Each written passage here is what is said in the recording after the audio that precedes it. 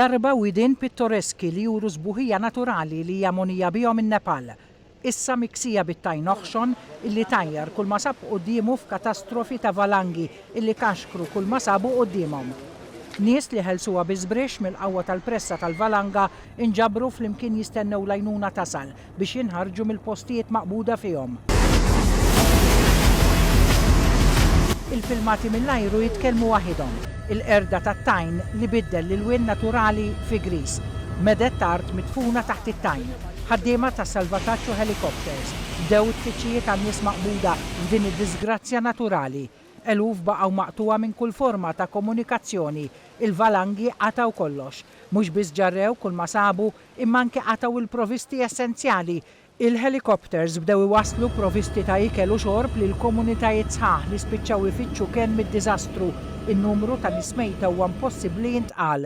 Biss dan iż-żmien huwa wieħed infittex mit-turisti minn madwar id-dinja li jmorru għat-trekking u jużaw ir-rotta fil-muntanji li taqqat Lhasa fit-Tibet mal-kapitali Nepaliża Katmandu.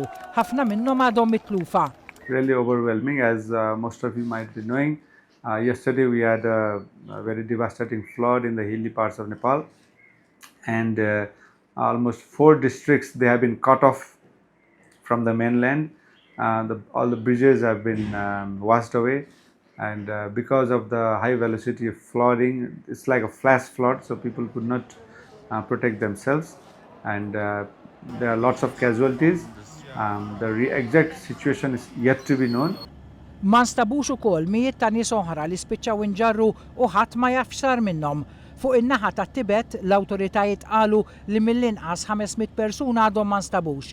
Fin-Nepal tippersisti l-istennija ta' min qed jistenna l-qrabat u jiġu lura. Konfermati mejta fin-Nepal kważi 2000 ruħ, imma n-numru jista' jitla drammatikament għax ħafna għadhom ma nstabux.